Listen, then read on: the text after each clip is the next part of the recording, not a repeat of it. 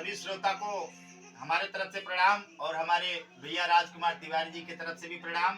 कहते हैं कैसे कि हे पिंजरे का मैना भजन कर राम का, हे पिंजरे का मैना भजन कर राम का, हे पिंजरे का मैना भजन कर राम का,